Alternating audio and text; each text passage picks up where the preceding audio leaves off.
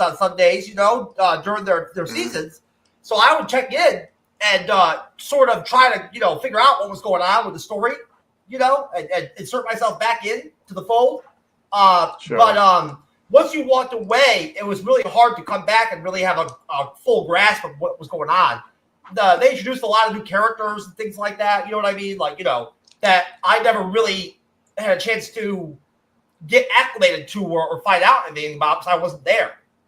But I tuned in from time to time.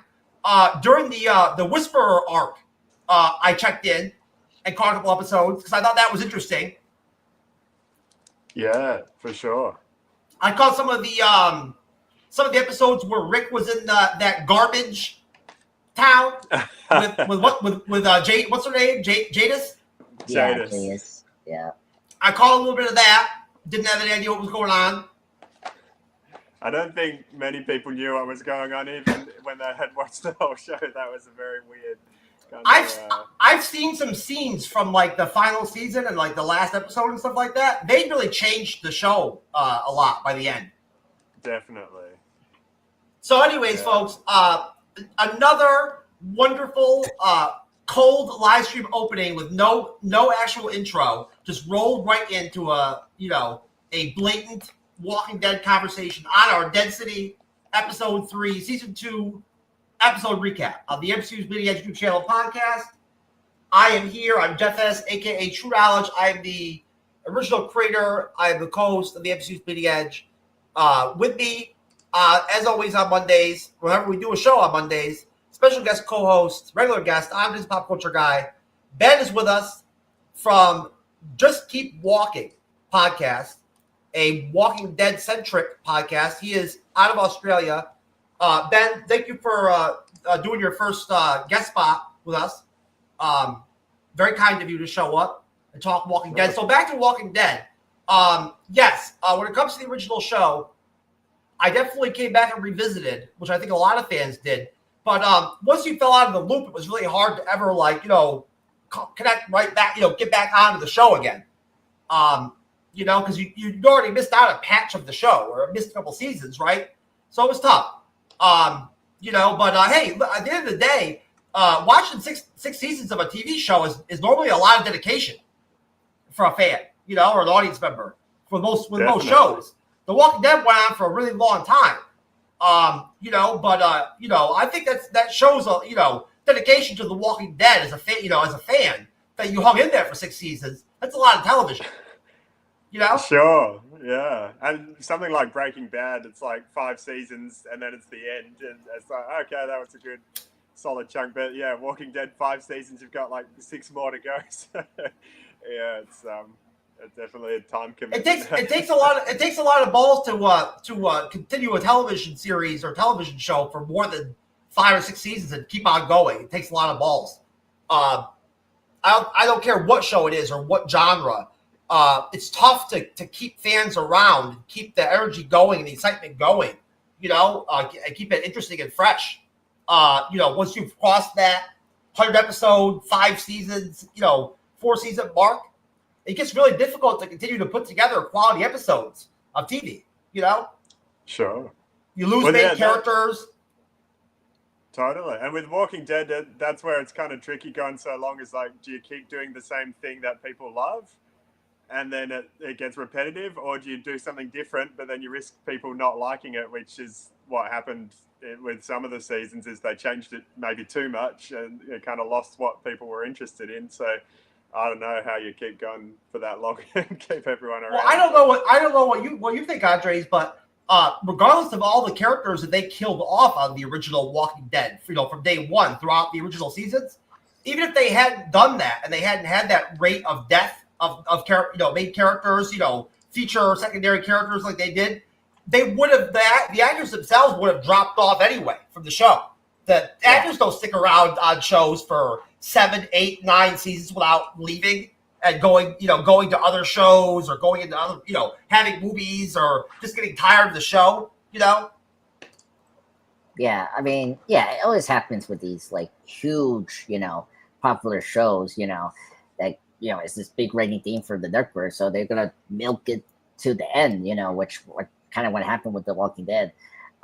So yeah, it was not expected. I mean, there were some ways you can keep it fresh. I mean, first off, this is based on a comic book series. Like they literally had like a lot of source material to take from, and I mean, because I mean, if you don't know, I mean, they went very different from the comic books. I mean, like yeah, they strayed compared to like the MCU and Marvel, at least older Marvel, like where they they did try to like really nail down the comic book translation or orientation. The Walking Dead went way off the comic. Exactly. I mean, like obviously Carol's daughter was. I mean, she never died in the comic book. If you know that. They had to. Andres, you can't translate it. You can't translate a medium like comic books or stuff like that completely seamlessly over to television. It doesn't work that way. Yeah, exactly. Yeah, I mean, Andrea is a good example of that. Like she stays. Well, yeah, she stayed like longer than really Carol has. So it flip flop. So like again, this weird thing with The Walking Dead that they changed so much. It just So that was always the problem. It's like always how you direct and adapt the source material from the comic books. And of course they have Robert Kirkman as involvement of the show, but it wasn't enough to keep the show going. Was that only the first season though? I don't know. Ben, didn't he stray? Didn't he stray from the show, or didn't they sort of like have some sort of tiff or something like that, or where he kind of only did that first season where he was really a part of it?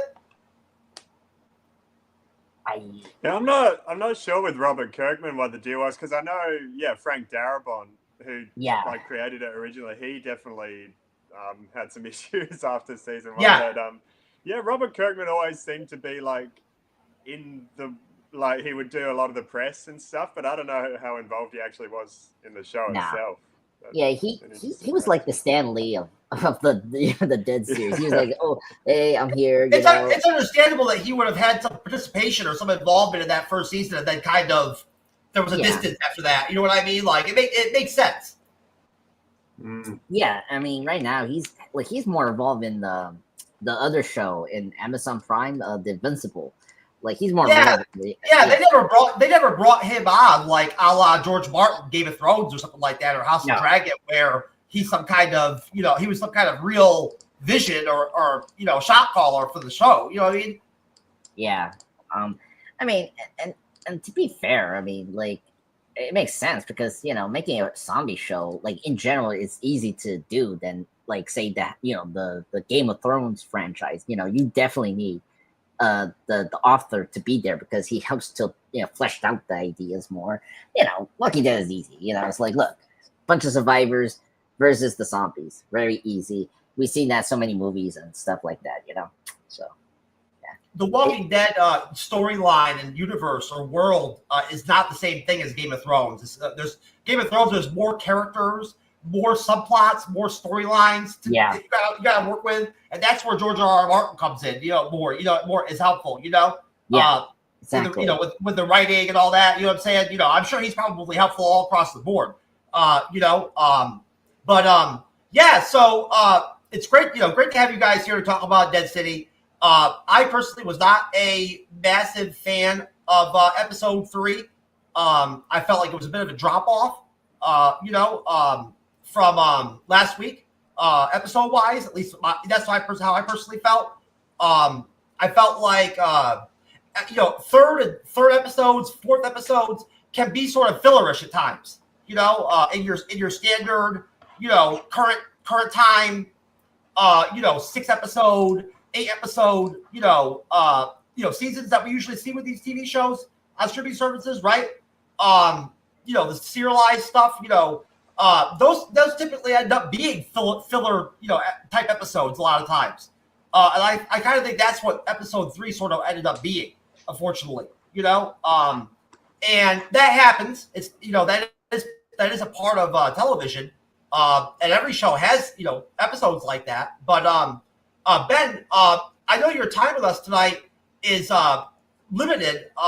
And I still want to ask you at least one question about your general thoughts regarding Dead City from start, to now. You know what I mean? Feel free, Sure. to give us your opinions on season 1, so we know where you're at, and then how have you felt about season 2 so far? Yeah, probably pretty similar about season 2 as how I felt about season 1. I feel like they've kind of kept the quality consistent. But yeah, I don't know. Overall, I think it's nice to see, Negan and stuff like that is just always fun to watch. And so, it's nice to have a little bit of that. But overall, I feel like it just doesn't capture what, the magic of what made Walking Dead so great originally. So for me, it's kind of one of those shows that like, I'll keep watching because I'm invested in the characters and there's enough about it that's well made. But yeah, it's definitely not something I'm like super excited to watch every week. So I'm kind of in that middle ground at the moment. Do you feel like there's some sort of maybe hidden or subliminal comparison that's just automatically there coming off of being a spinoff, and having a massive, hit show like The Walking Dead, which was a phenomenon when it came out, regardless of like, what we want to say about how the show ended up, like where the quality was at there, at the end. When it came out, The Walking Dead was a literal cultural global phenomenon and like an American, massive phenomenon. For sure. That was hugely impactful and caused like a huge, new resurgence of zombie, fair content across the board, popularity, based off of their popularity, and pulled in huge viewership numbers, and totally. grew a massive fandom. So do you, what do you think, Ben? And I'll ask you too, Andres, is there sort of a subliminal comparison with the original show where you automatically sort of watch this stuff and there's a natural comparison that you have where, you view the show in the lens of The Walking Dead being a standard? Totally. Do you want to go first, Andre? Or? I'll ask you, Ben. It's your first time with us. Andres talks a lot. Okay. He's known for being long-winded and having like, not easily, Andres moments. Man, that's not true. It's full of lies. And this feed from this man, TrueKnowledge himself, Jeff. If you talk a lot, Ben, and take a lot of time, Andres will match that and make sure he takes a lot of time. If he wants to talk, he'll talk. He's the talk, man. But yes, to answer the question, yeah, I think that definitely like anyone coming into this show, like, yeah, there's always that bit of comparison to the original because, yeah, that's probably why you're coming to watch it. I don't know if there's many people who would be coming into Dead City fresh, not knowing anything about Walking Dead. Yeah, so, I mean, that's where, like, the comparison side of things, I feel like, yeah, I just wish they could try and go back to recapture the magic of the first few seasons of Walking Dead, of like just a group of survivors going from place to place. And there's so much cool stuff you could do in New York, but it feels like instead they're trying to go for this like big war storyline and have like this whole, like Western communities and all these sort of bigger grand things, which just like, I don't know, some of it's interesting, but I kind of wish we got more of just like surviving day to day and finding supplies in the city, right? Like in New York City, you know what I'm saying? It's an epic location to shoot in. Totally, yeah. And I mean, it's kind of cool that they are making good use of it in some episodes. Yeah, but it's definitely they're going for like this big epic kind of storyline of like a war between these two huge groups. And I feel like what made The Walking Dead great originally was just the kind of intimacy of like small groups surviving and facing these different like kind of smaller challenges. But I don't know. That's kind of my overall view. Thank you, Ben. Andres, what do you think? What are the elements from the original show that were there that aren't there with Dead City that are causing Dead City to suffer or stagnate a little bit as a TV show? Yeah. Okay. Very interesting question. I guess. I mean, unfortunately for me, it's been a while I've seen the original show. I think it'd be more a comparison to the spin-offs, really, because you can't really compare this to the original. The original you know, That's fun too. You can definitely do that. That's a lot of fun. You know, it's I love I love lining up Daryl Dixon and walking and Ones Who Live. yeah, because you know this. I mean, first off, this was the first sequel, you know, follow up to the series ending. Because you brought up before, Jeff, that this was like right after the show ended. So I completely forgot about that. I was like, they put Dead City out in front of Daryl.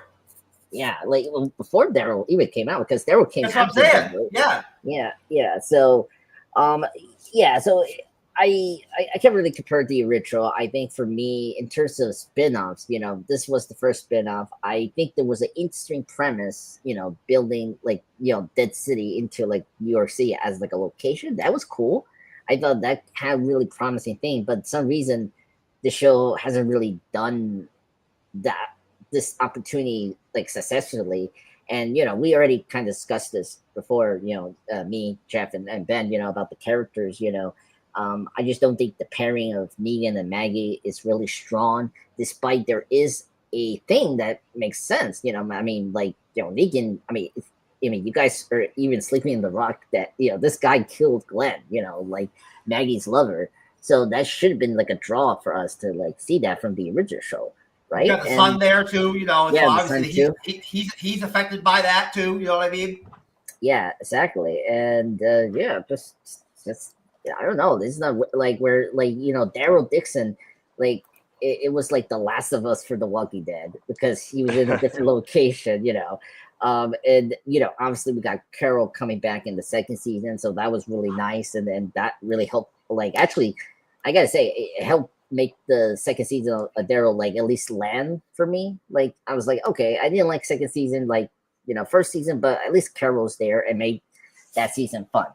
And then the Ones Who Live. I mean, I love Rick and Michonne. Those are like top tier, Walking Dead characters. The Ones Who Live was the most. Yeah, that was the most high level Walking Dead spinoff television we've gotten out of the three shows. Yeah, out of the three shows. And just because the actors were great, they were top notch, they really care about this universe and their characters, so they really nailed the show, and I was very satisfied as a Walking Dead fan. And this show just like, it's so like, I mean, Jeff, you just brought up before, it's the so quality boring. the quality of the Ones Who Live versus Dead City. I don't want to say financially, I don't think money is the problem. You know what I'm saying? At all. Although I'm sure the Ones Who Live cost more money than Dead City. I guarantee it. Yeah. I mean, I'm sure it probably costs more money. The Ones Who Live, one season of that versus Dead City. It's Rick and Michonne. You know what I'm saying? Of course, they probably put a couple more $1 million into that than they did Dead City. I don't know. You know what I mean? To be honest with you, I don't know if they've already released a budget for Dead City season 1. I never saw one. We tried, right? Because I remember when we were doing the show. Yeah, we were trying to like find the budget, right? Well, because we were reviewing the show and we didn't find anything. So yeah, it was not confirmed. It cost $30-40 million. 20, 30, $40 million at least to make 6-8 episodes of quality, high-end television that you can put out on streaming services and cable. Right? Yeah. What do you guys think? Isn't that about what you have to pay to make TV now? Yeah. Probably somewhere around there. Yeah. You can probably go cheaper, but if you want to be competitive, high-end competitive across the board, and get nominated for Emmys and shit like that, you've got to spend money.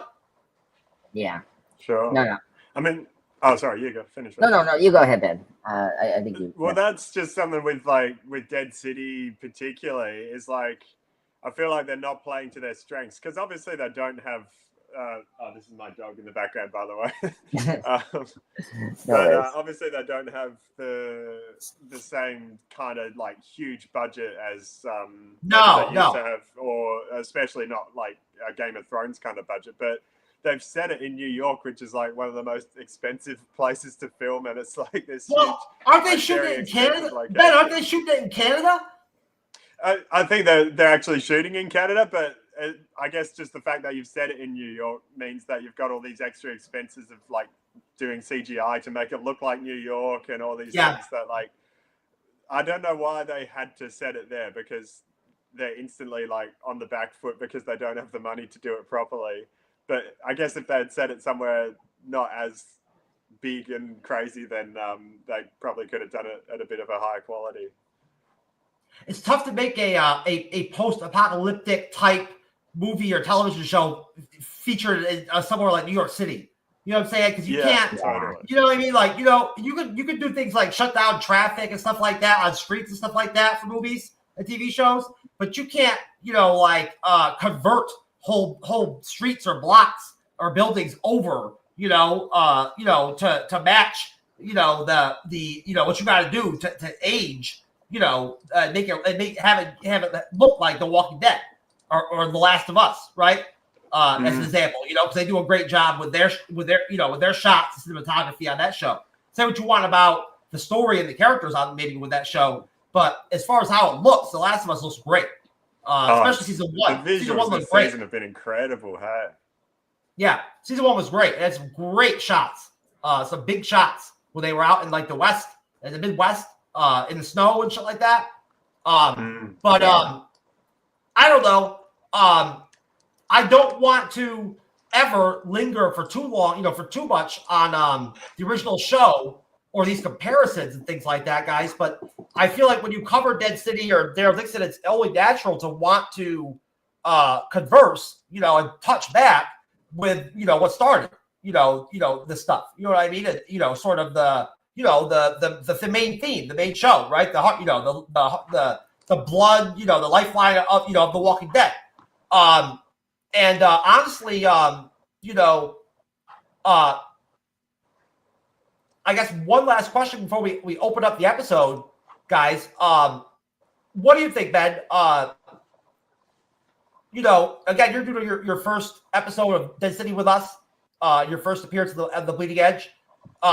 So we want to hear your opinions on this stuff. You've obviously seen and covered Daryl Dixon and The Ones Who Live and stuff like that. Just having that comparison, like Andres, touched on, right? Remove The Walking Dead from the picture. Just that comparison. Where are you at with that? I know we loved Daryl Dixon season 1 and thought season 2 was a bit of a drop off, but still pretty solid. We loved The Ones Who Live, and thought that was really good. But Dead City, we were a little bit, 50-50 on, kind of, it was kind of whatever. Sure. Yeah, I would definitely agree with you guys. Say The Ones Who Live is, definitely the best of the spin-offs. I'm probably holding Dead City and Daryl Dixon like about the same. I kind of enjoy them both, but like neither of them I'm particularly excited to go back and like rewatch. Like Ones Who Live, I'll definitely watch again lots of times in the future. But both Dead City and Daryl Dixon, a big part of it for me is like all the kind of side characters. I just don't find them particularly interesting. The main characters are great, but they're kind of, I would put both Daryl Dixon and Dead City on like the same level in my ranking. That's understandable, Ben. I've definitely heard other people in the fandom, with the Walking Dead fandom, that have critiqued and not cared. Some people have just flat out not cared for Daryl Dixon. That I've heard several people, have opinions that they flat out didn't like it or get it at all, during the first season, which I did, have some things to say about it, to kind of rebut them a little bit, because I didn't understand them. I thought Daryl Dixon was a very watchable show, either season, right? Very entertaining, totally watchable, show. Let me just real quick, man, before I go to Andres, if you had to identify anything, what with like The Ones Who Live or Daryl are they doing different that's improving those shows compared to Dead City, do you think? So Ones Who Live, I guess, like there's just so much build up of like we've wanted to see, okay, what's Rick been up to, how are they going to meet again, what's that going to look like? And so for at least the first like 4 episodes, there was just so much momentum and so many questions that we had, and they were able to like answer them in a pretty satisfying way. So that was good. It was a bit rushed towards the end. It was kind of a shame that they took down the CRM in like 2 episodes. But still, it was like it kept moving, and the characters are great to watch. Daryl Dixon, I think the location's really cool, and that was definitely a strength. Like even with a low budget, they were able to make it look really nice, and there's just so much natural, great looking locations in France. And the story was pretty decent. Like the relationship between Daryl and Laurent, you could buy it pretty well. But I guess Dead City, like you got Jeffrey Dean Morgan's charisma is great, but then the Maggie and Herschel relationship is kind of not very entertaining to watch. And there's kind of just not as much going for it, I think. How do you feel about Ginny? Andres' favorite character. She seems kind of interesting, but I'm not I'm not super on board yet with, I don't know what the deal is. She certainly added a lot to episode 3, sir. Andres, not much your guy. To you, sir, same question. What elements do you think were there in those shows that aren't there on Dead City?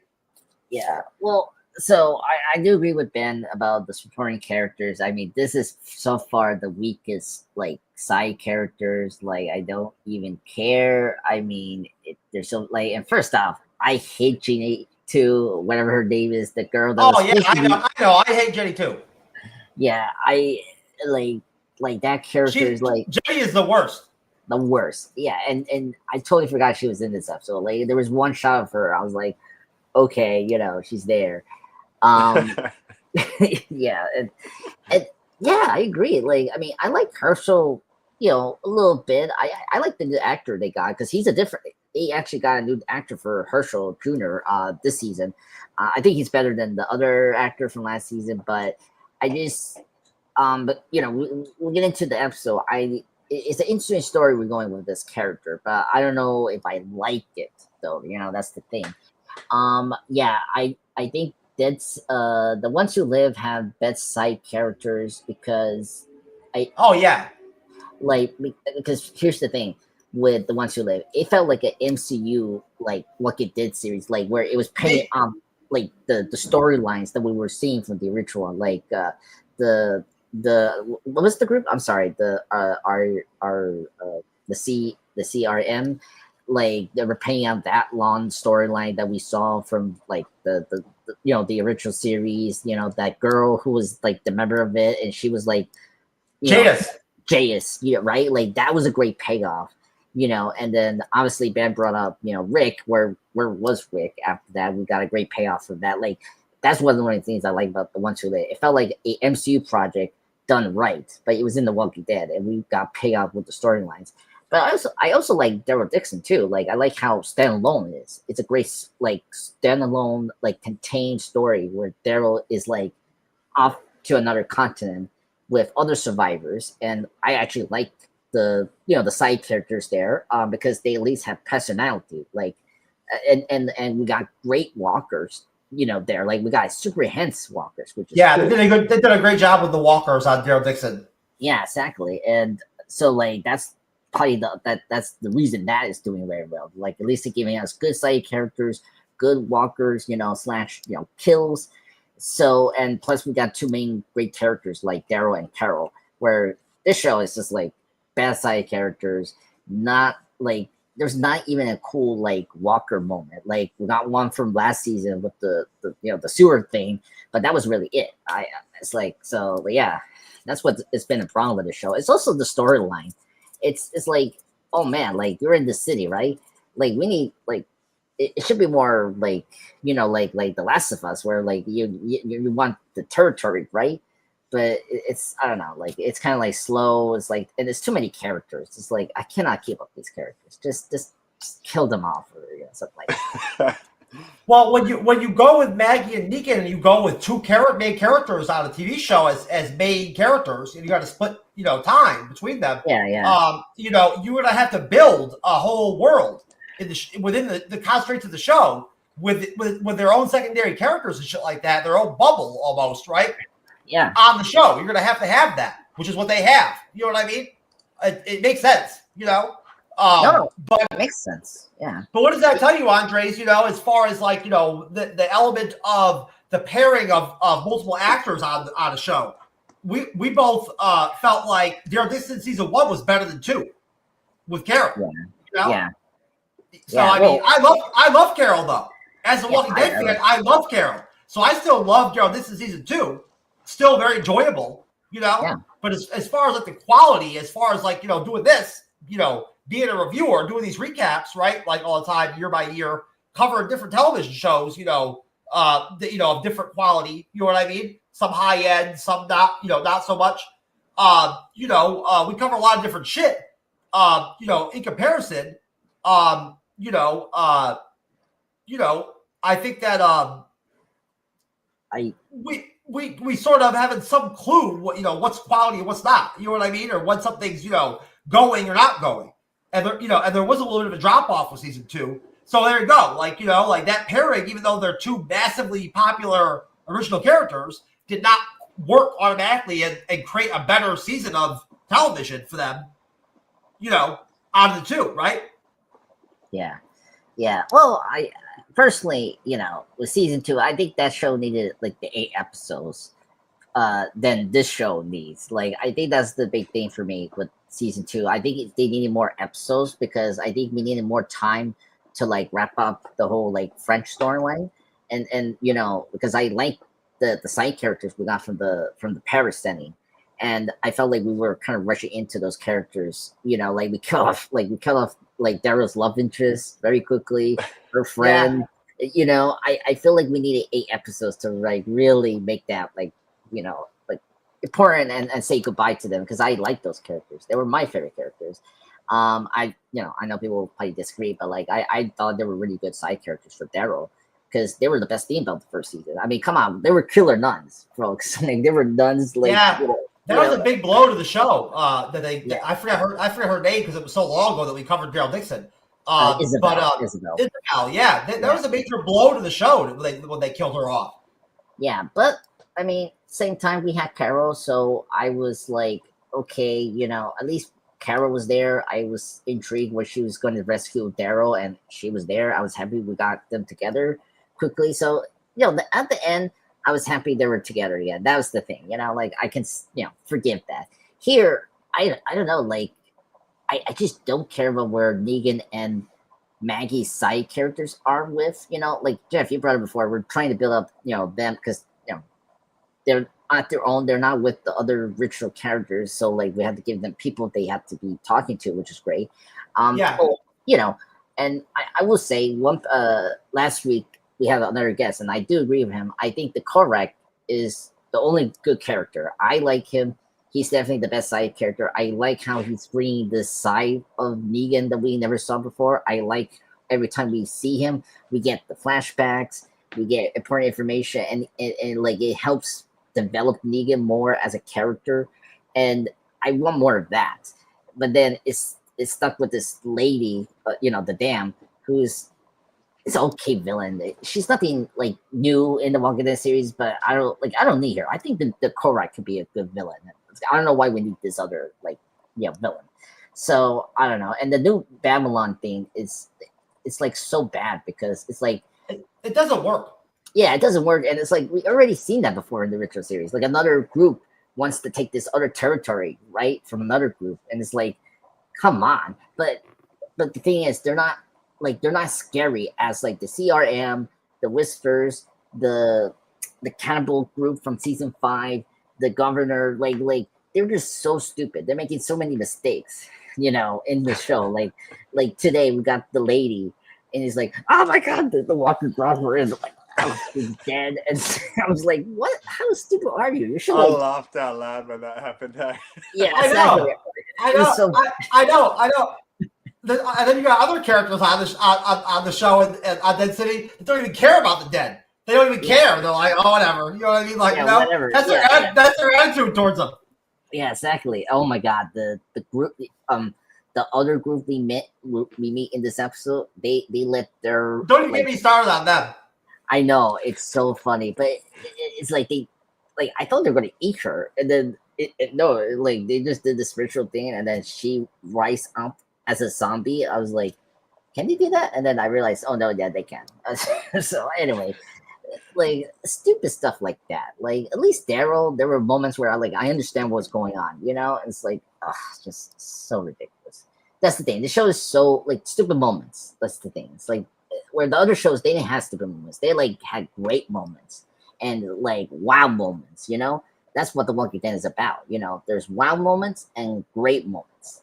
That's the thing that I love about that show. It's like the wow moments was like, oh my god, they killed this guy like in such a brutal way. Like when Michonne killed the governor, I was like, yes, he stabbed him in the chest in season 4. It was like a big deal. I was like, thank goodness. I hated him, or like the time when Carol, in season 5, she saved everyone from that cannibal group, and she exploded the thing over that side. It was so cool. She was like a badass, Well, that all boils down to like to the creation of the actual story, and then the writing, is what the writing, is what that's how that works. Is that is how that comes from. Yeah, exactly. I don't know. I feel like this writing is. I think this show is just weak writing out of the bunch. Like at least Daryl, their writing makes sense. The ones who live was great writing all around. They're not being really creative or fun with the story either. Like. No. What the characters are doing, throughout the episodes is not captivating a lot with Dead City. No, that's something that the other 2 spin-offs shows done well. Like the ones who live, like had creative things with the walkers and the enemies, the humans on the CRM, and then Daryl is with the super enhanced walkers with the acid blood and all that. Like that was cool. They were thinking creative things. This show is like non-creative things. It's just boring shit. And what do you think, Ben?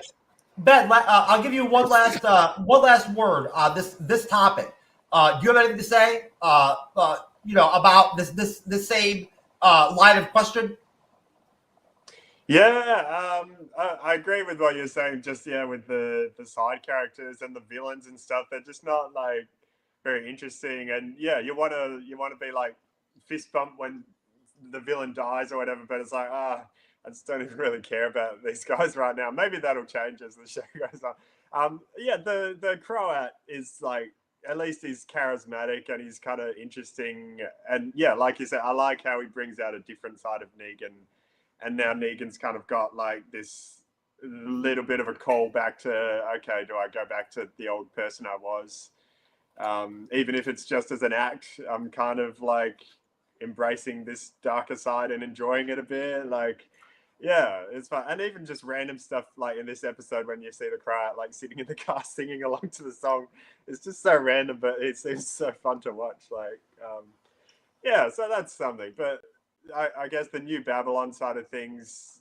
it just doesn't even really make sense why they would like hang people for deserting. It's just like seems a bit too out there and unrealistic. So if they just, I don't know, fine-tuned that a bit, and maybe we would care a little bit more. Most definitely. That is really stupid, Ben. Humans like human capital is massively valuable in this setting. In the post-apocalyptic world, it's a major value and commodity, to you to have people alive, not dead. So like even people who are somewhat sketchy, as a person, are still have value in this world, in this, dichotomy, it makes no sense, just like, killing off that chick in episode 3. Honestly, that was stupid. I thought they were going to heal her. I thought they were just going to heal her wound or whatever. You know what I'm saying?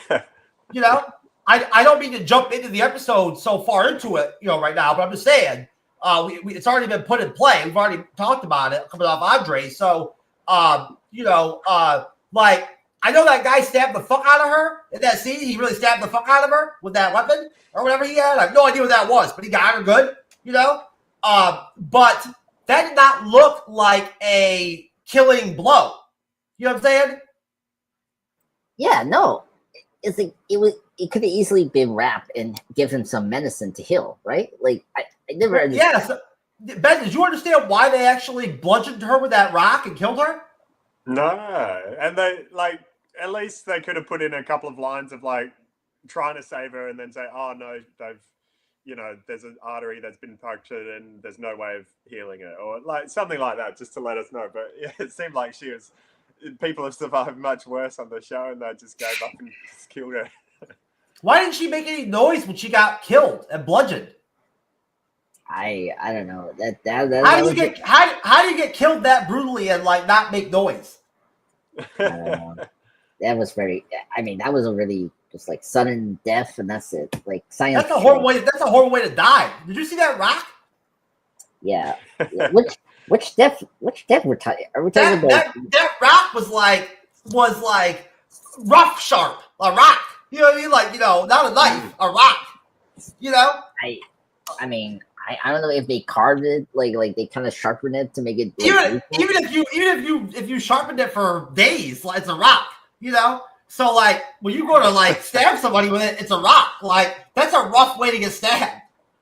Yeah, and speaking of weapons, like where was what's the weapon that you can use from the original? Like where was that? Like he needed that more than that other thing he was holding. I don't know. The weapons that these villains have in this show is kind of weird. Like last season, they had that like shooting arrow thing from the I don't know what you call it, the nail gun. Sir, Negan is an anti-hero on Dead City. He's no longer a villain. That's true, but still, like, why do you want to give him another weapon? That was like less like killable for the walkers. Like I mean, the weapon he had was more cool. But anyway, I don't know. Yeah, it was a weird death, and yeah, I kind of agree with you, Jeff. The rock thing was kind of bizarre, but yeah. All right, actually, that's one thing. Go ahead, guys, real quick. What do you think of the electrically charged Lucille, and why didn't he use that this episode? That's my thing. Yeah, like why didn't he use that? Because the electric thing was cool, and that's what I mean. Like they're not using the cool things instead of they're using the boring things over it. It's hard to believe that they'd be able to like engineering wise, manage to figure out how to create the bat electrified all the time. Like, you know what I'm saying? Like that'd be tough. I mean, yeah, but I mean, I don't know. Like, I mean, these shows are not realistic. I mean, this is zombie apocalypse. They still haven't explained how they're making energy out of walkers yet. Really, you know what I'm saying? Yeah, they say they're doing it, but we have no idea. You know what I mean?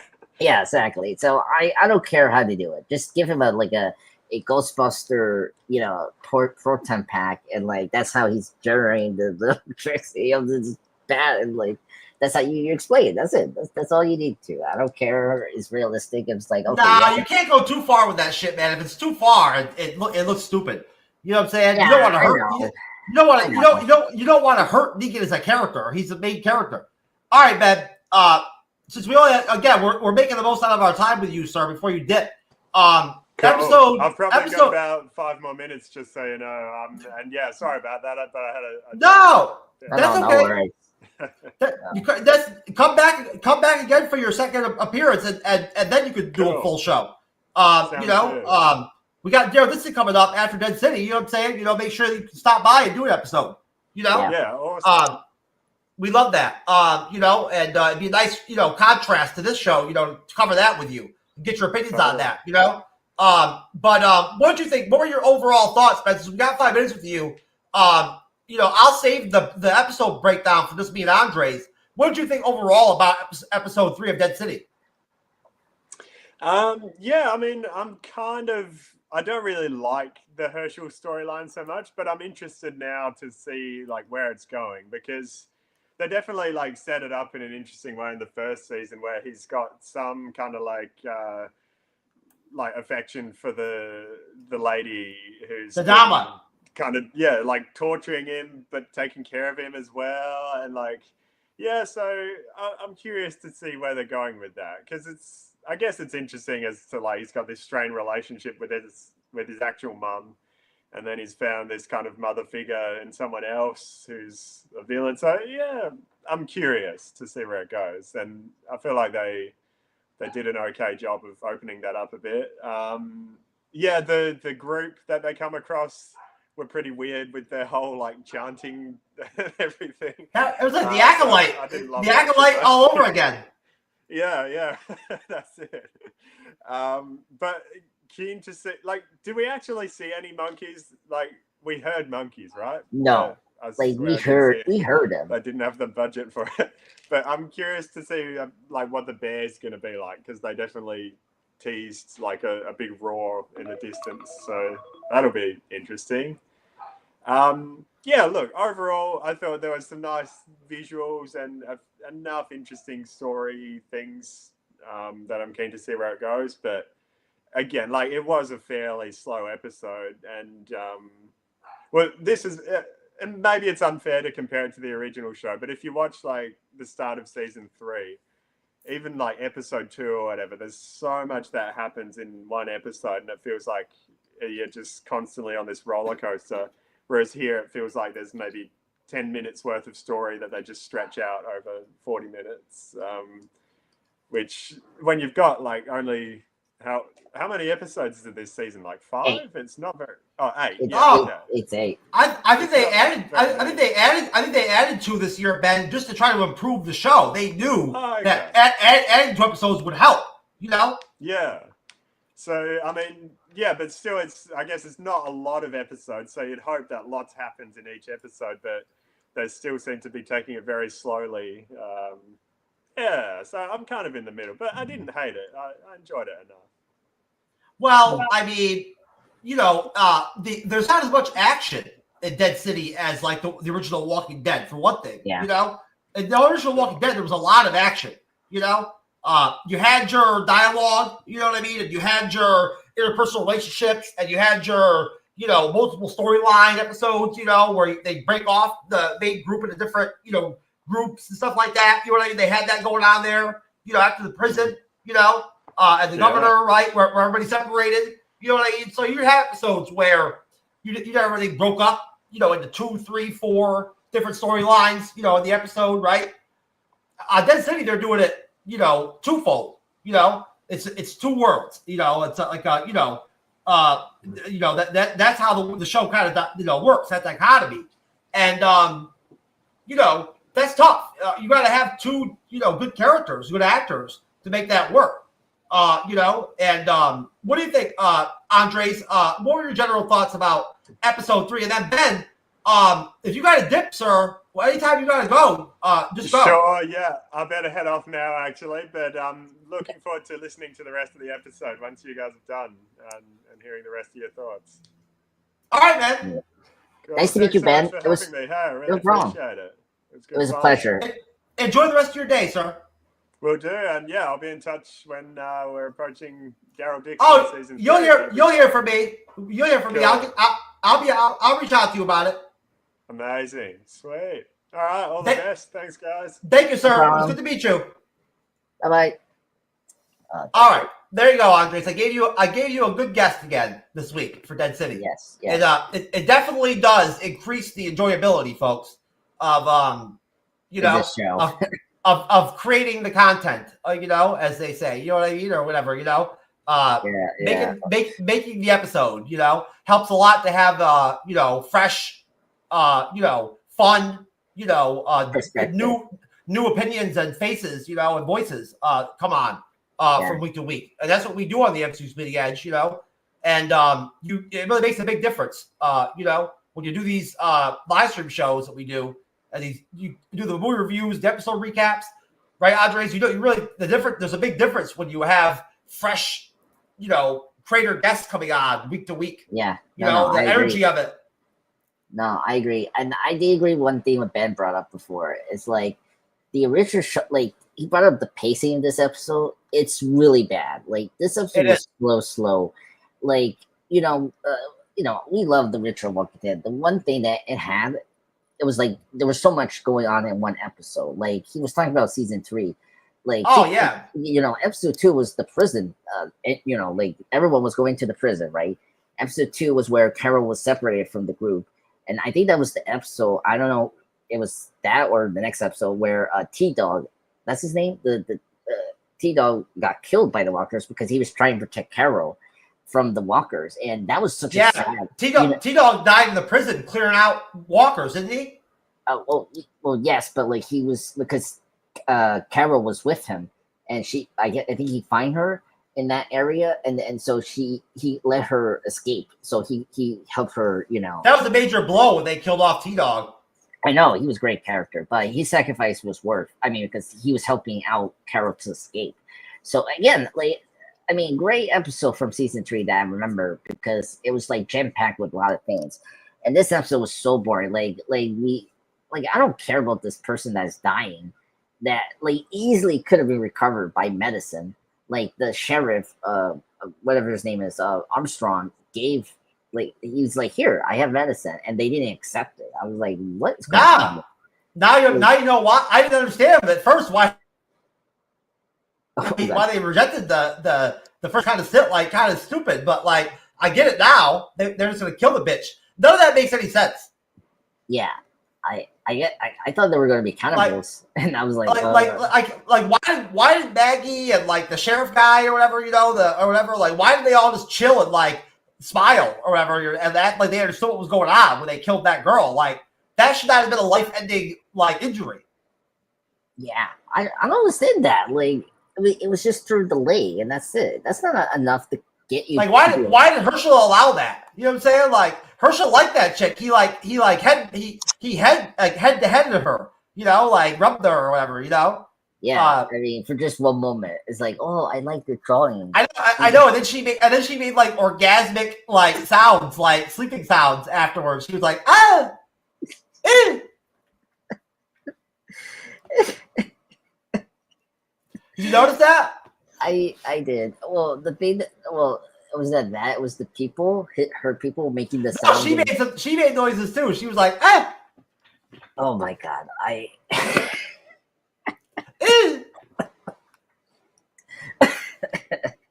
but more positive sounding. Yeah, more positive. Yeah, exactly. Oh my god, and then oh my god, what was the other stupid? Like, of course, the guy that was with Negan, and like he's like Ben said something about a bear. I didn't know there was a bear involved in episode 3. I didn't see a bear. You're telling me the heart was for a bear? Yeah. So okay. If you pay attention, it was the next scene when we see again Maggie. She was searching for the sun, and then she stopped a moment after she killed that walker. You hear the bear noise out, like, you know, we call it out far, like maybe close to her or not. So I must have turned my head to something else for a minute or something like that. Yeah, you know? Exactly. No, Ben was right. There was a bear. It was off-screen noise that we heard, that Maggie heard. And she was worried, so she had to move quickly to find Herschel before like any like aminals. And that's the thing. Oh, I mean that's cool. I mean, you know, hey, you know, infected animals, like dangerous animals and stuff like that that are infected, and they're zombified and stuff like that is great. You know, like that's a welcome addition to Dead City to do shit like that. You know what I mean? You know, so I'm all about it. I just must have turned my head because I missed out on that. I did not see it. It must have been quick. You know, it was very quick. I mean, it was like the before commercial break. Yeah, it was very quick, and yeah, like come on, give us some aminals infected zombies. That'd be kind of cool to like make the show special. You know, I don't know. Yeah, you got to make the zombies still scary, even though they're like, you know, even though it's like, you know, way into the apocalypse and they're weathering away. You know what I mean? Like, you know, dying off or whatever. You know, like fall apart. They should still be scary. You know, and like dangerous. You know what I'm saying? Yeah, I know. They're making them like soft zombies on Dead City. Like in episode 3, I saw at least twice or 3 times where like characters got close to zombies and like got away from them, but like moved like really slowly. You know, like it made no sense. You know what I mean? Like, you know, like they barely even like made an effort to get away from the zombies, but like somehow like Ginny somehow at one point in the episode like got away from walkers that were like right behind her. You know? Yeah, I know. I can't believe she survived, and I can't believe the crazy lady, the one walker was like right on her. It was like on top of her, you know, and like did not bite her or like hurt her somehow. And then Herschel got bit by a walker at one point in the episode, and then all of a sudden he didn't have a bite. No, I mean he wasn't. I mean, but the walker was on him, like biting him, almost dying him. But like it was like again, it's just like how they're making this like the stakes high, like against our main heroes is so lazy. It's no like pressure on them. But when we see like actual death of these other characters we don't care about, like that lady that I brought up before when she got a like surprise attack on the walker from the like bushes or whatever, that was like how did you miss, like how did you see the walker there and that like easily covered bush? I don't know, like. Well, she wasn't an important character anyway, was she? No, she was just another new Babylon member there with the mission, and they just got rid of her. Like just like they're literally like cutting down the members. Well, you gotta kill people off. It's a zombie show. Yeah, but like do it in a cool way. Like have the walkers like come at them in the in Central Park, and then that's how you kill them. Like not they've cut back the budget, like Ben said, on the gore, some of the gore scenes, on the deaths and stuff like that. They're not as brutal looking, as like The Walking Dead. You know what I mean? No, I think Ben is right. Yeah, it seems like they did cut out the budget for this season. Makes sense. I mean, like you're shooting. I mean, like let me tell you here, like they're shooting in another location. They're not in Atlanta actually. The first season, they're in Canada. They're in Canada. Yeah, Dead City is shot in Canada. Yeah, no, they're not in Canada. They're in Massachusetts. That's where they're at right now. In terms of yeah, and then the first season they were in New Jersey actually, and for the iconic stuff of New York. Wait a minute, you're telling me in season 1 they shot the show in Jersey? Yeah, that makes no sense. New Jersey's not a location for film or TV? No.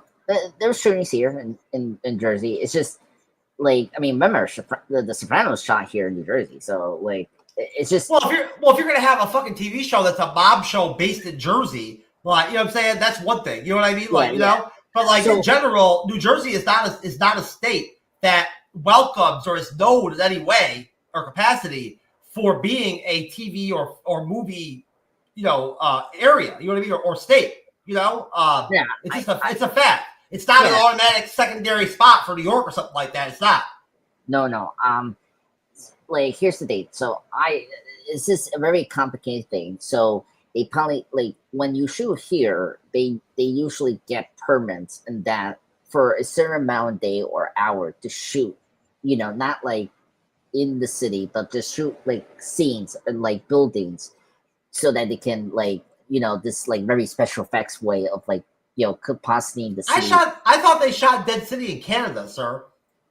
Now, I'm looking at the information here right now, and they say they started Prisma Photography the first season. Let me be clear here.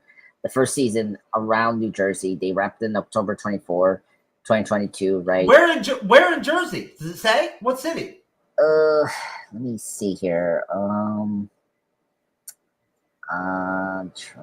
Okay, let me go here. Sorry about this. I'm not trying to make you answer some intense question. I'm just wondering, as a in general, you know what I mean? Like what city in Jersey would be the spot where they would actually shoot a movie? You know what I mean? Yeah, I'm surprised too. Actually, I mean, I was surprised they were shooting here. I was like, what? It's not normal or natural to shoot a film or a TV show in New Jersey. The Sopranos was a special situation because the show is based in Jersey fictionally. Yeah, no, that's true. Yeah, like Garden State. I don't know if they shot Garden State in Jersey, but I'm sure they did because it was a Jersey film. You know what I'm saying? By the way, I've been to the like. I'm like right next to where the Sopranos shot. They shot where Clifton or Florida were. I don't know if I've ever told you before, Andres, but I know Jersey, sir. I used to growing up. I have a lot of family in Jersey, and I spent a lot of time, a lot of holidays, summers when I was a kid, in either Jersey City with my aunt and uncle, or in Sussex with my other aunt and uncle and my cousins. Okay, all right.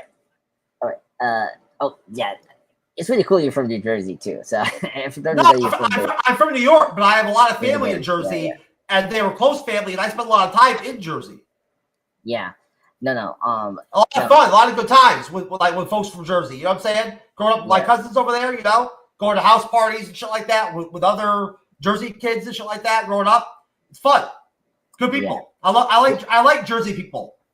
Yeah, they're fun too. We're very calm people, very patient. My cousins have my cousins have the accents. My female cousins, the three of them, they have those hardcore Jersey accents. Oh, really? You don't have one. Yeah, well, I mean, first off, folks, I know I'm a New Jersey person, but I've got a little bit of a New York accent. Mine's dissipated from being in the South for so long, but I still have a little bit of an accent. Yeah, I can hear your New York accent through. Yeah. For me, it's because I'm a Spanish person. I speak Spanish, so like my you know, like I get where you're coming from. Like that makes sense. Yeah, your pronunciation or whatever, you know, or however you want delivery, or however you want to call it, or whatever, is different. Yeah, dialect or whatever you want to call it.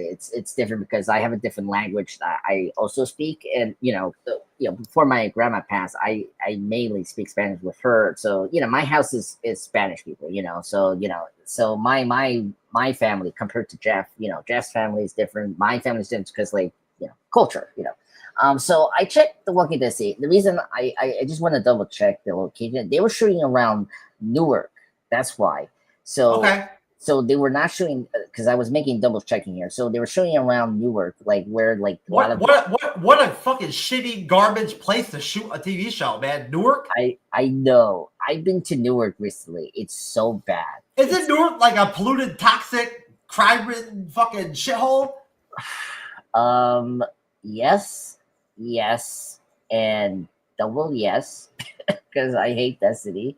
I don't want to go back there. The traffic was really bad. It's like the worst, yeah. Like it's known to be. Like Newark is not a good place. Yeah, I mean, like I don't know. It's weird. Like it's kind of it's a decaying major city, like a dying major city.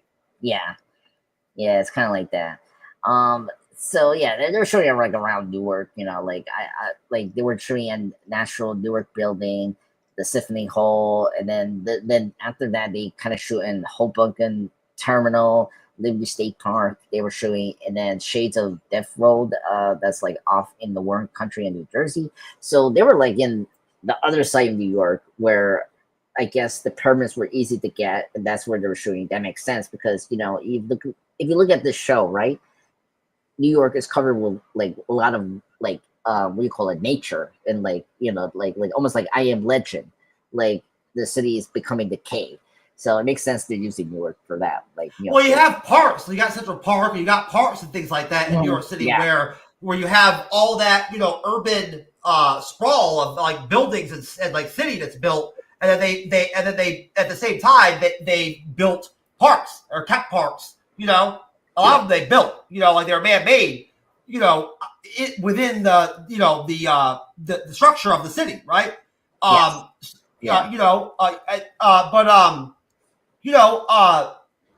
mean, it makes sense that Jersey could be like a somewhat reasonable, like understandable like version of New York. You know what I mean? Like, Jersey does have some cities, Yeah, exactly. God, I haven't been to Jersey City in forever. I used to love Jersey City when I was a kid. I thought it was a great city. It's okay. I mean, I haven't been to Jersey City, but I heard it's good. Stuff like that. It changed a lot over the years, so it's crazy. But yeah. Oh yeah. Well, yeah. Things definitely change over time, sir, without question. I think that unfortunately, there is a reality, where some cities do just die, in America and decay, There's a lot of states that have them, that have cities like that, they're there. You know what I mean? Look at that one stretch of highway that used to be so super popular, Route 66 or whatever, from, Chicago to California or whatever, used to be such a major deal. You know what I mean? Like, with all that, infrastructure and restaurants and hotels that were built off of it. You know what I mean? And like, in small towns and shit, like on your way down Route 66, right? Now it's dead. It's all gone. Route 66 is dying. they built interstates, around the sides of it, around it, all around it in all the states. And now Route 66 itself is dying. And all those buildings, hotels, restaurants, and museums, and gift shops, and all that, they're all just abandoned, decaying, dying buildings. Yeah. And another example, this is why Cars was focused on Route 66. Have you ever seen the movie Pixar Cars? Detroit. Detroit is another example of a city. Oh yeah, Detroit is a dying city. Yes, I've been to Detroit. I went to the outskirts of Detroit several years back to see a medical specialist in Detroit. Wow. Okay. Yeah, I was there for like 4 or 5 days. Yeah, I was there in that city because it was all right. I mean, I was on the outskirts of Detroit. I wasn't actually in Detroit. You know what I'm saying?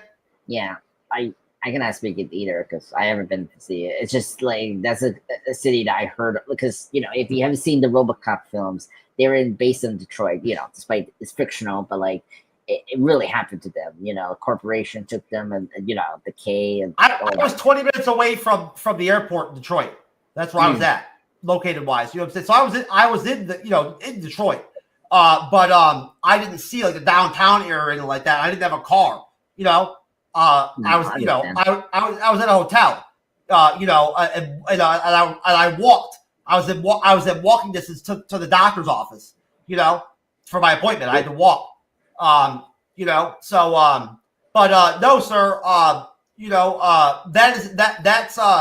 That's definitely a dying city. It happens. Detroit was really hit by the loss of the automobile manufacturing jobs and the manufacturing tool building jobs. Yeah. Not tool and parts, the parts places and stuff like that. All those jobs evaporated. And that's what really hurt Detroit. Yeah. Yeah, I'm just looking at it now. Like their population declined more than 65%. Ever in 2013, so it's been many years, they became the largest city to file bankruptcy. I think Michigan's probably an awesome state at the end of the day. You got the Great Lakes over there, you know what I'm saying? Like Michigan, like they're huge. You know what I'm saying? Yeah, I mean, they have other parts that keeping them alive. So, Detroit is like this one portion that's like, okay, we're going to do it, Yeah. I think Detroit got the worst of like the loss of the jobs from that sector, the car jobs and the automotive. Yeah. They really got the lack of the dying of unions, the death of unions, you know what I'm saying? That all those different elements is what killed Detroit. Yeah. No. There were other states that got hit real bad by that. Same thing with the industry. Ohio suffered a lot from that. You know what I'm saying? It wasn't just Michigan. Yeah. And then I don't think what else other parts like that. A lot of cities that were affected by that same car industry problem have come back now. That's how long ago it was that problem started. The loss of jobs because of the car industry and all that. There's actual towns and cities that have bounced back now from that. Yeah, hopefully it bounced back too. Yeah, so those are the cities that I like. That I'm very sure that belong in that city is showing New York. But yeah, that makes sense. I think we should start mining. We should become miners. And we'll use classic tools to mine. Like no 21st century machinery or anything like that. We'll just use like regular tools to try to like mine into the earth. Oh yeah, I think there's or do something like if we have zombies, I'll definitely use the zombies to do our mining.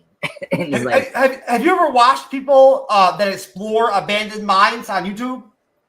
Oh, on YouTube in Discovery Channel. I seen a couple of those. It's very interesting. Yeah, I mean crazy. Like the seeing those mines, from back in the day, like the 1800s and shit, 1900s, like they're awesome to see. the engineering and all that, the stuff they do back then, to build or create those mines, seeing it now, like still alive, like all decayed and all that, it's crazy. Yeah, but still holding, which is incredible. There's some mines in America that you could go to that where there's still machinery and carts and stuff like that and all that from like way back, whatever, Yeah, no, I agree. Really impressive. Okay. Yeah, I seen those before. Not in YouTube, but like I usually see a Discovery Channel when they do like those typical shows where they. I like caving videos too. Caving content. I like those too. Watch people explore caves is interesting to me, and watching people rappel and drop into caves, and all that kind of stuff is cool. Yeah, my dad's seen those videos before. Yeah, I seen briefly those. Really impressive stuff, I gotta say. Those jumping to the caves is. I'd walk around in a cave. I've caved before. I've been to a cave. But I wouldn't know. I'd be afraid to do all that rappelling and all that shit. Having to climb back up a line and all that. Fuck that. No, I agree. No. Actually, no, I can tell the story. My friends actually did caving in Washington, D.C. And it was really cool. They had some pictures. That was really interesting what they did. It was like a long line.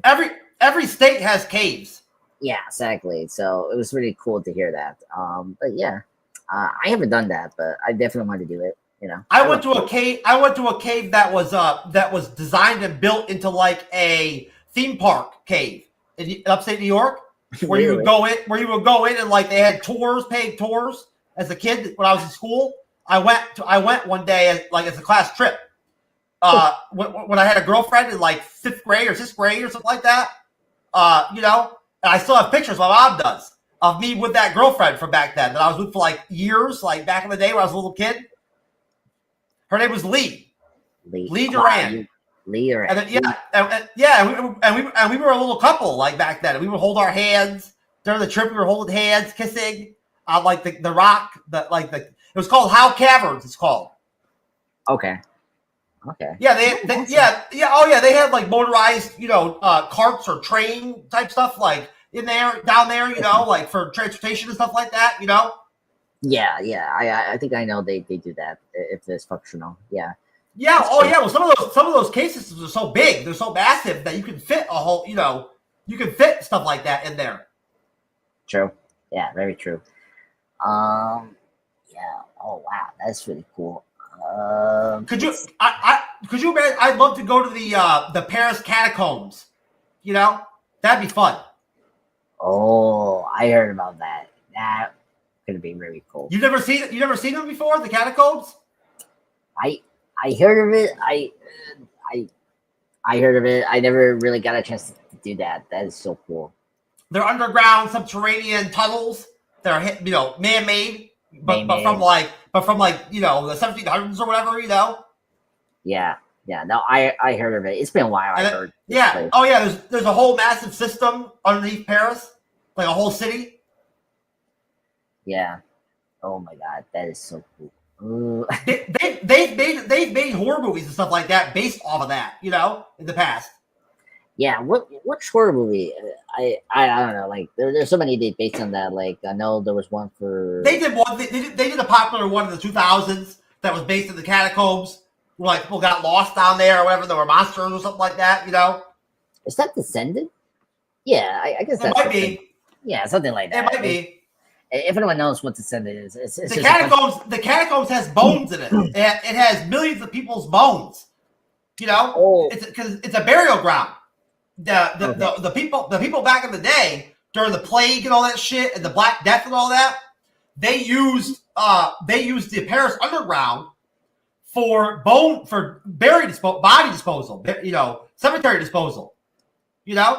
Oh really? They had no above ground space to bury people anymore, so they shifted all the bodies and dead bodies and stuff like that down to the catacombs.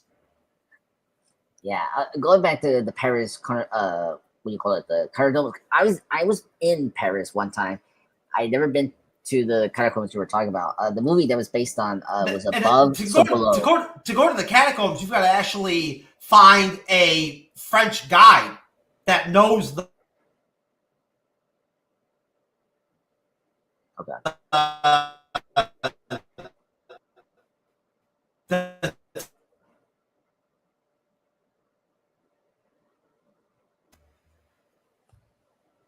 Sorry about that. Yeah, you're Iceman. You're good now. No, you got to have connections, man. You got to actually have a guide, a Paris guide that knows that knows how to even get down there. You know, not everybody, not even people who live in Paris don't know how to get down there. You got to know how to get in the catacombs. No, and then you got to know how to navigate down there. There's no light. Yeah, no light. Yeah. You can get lost out. You can get lost out there very easily. Yeah, I'll be dead meat in that. There's tunnels that veer off into multiple tunnels and stuff like that, you know, and you got to decide which way to go and shit like that. Oh, I'm not gonna do that. I've seen people before on YouTube get lost down there. Oh my god, man, how are they gonna get out there? I'm just like, you gotta hope that you bump into other people while you're down there. They'll take you out. That's how they got out. That's how to get out. They found people. Oh my god. A lot of people in Paris hang out in the catacombs. That's crazy. I totally forgot they were in Paris. Yeah, I was there for 2 days, and there's people who have shot documentaries and movies and stuff like that before in the catacombs. To show the culture down there, like the people who go down there, you know. Yeah, like obviously I brought up the horror movie, As Above, So Below. It was a 2014 horror movie. Yeah, that was the catacombs. Yeah. Yeah, that one. I heard of some of the documentaries. I haven't really seen it. Yeah, I heard about this place. It's crazy. Oh, they're not that entertaining. I mean, it's not all that exciting. It's just a bunch of people hanging out underground with like lights and stuff, you know, and like playing music and having like, you know, parties or whatever, like in like a underground sewer, you know, like that's all it is, you know. Yeah, that is true. Yeah, sewer. There are some big rooms carved out down there where, like, you know, in the tunnels where as you're walking down the tunnels, you'll come across big open space rooms, you know. True. Yeah, I'm surprised they were Dixon didn't do that. That could have been a great action. I am too. Yeah, I am too. To be honest with you, but that's tough to go down there and shoot. Again, you know, like the catacombs are not like publicly. They're not publicly accessible. You know, like in Paris, there's no way to officially publicly pay or, you know, whatever to go down there and get in. You got to actually know how to illegally, you know, black market, you know how to find it and where the spots are to get down into the catacombs. It's crazy, bro.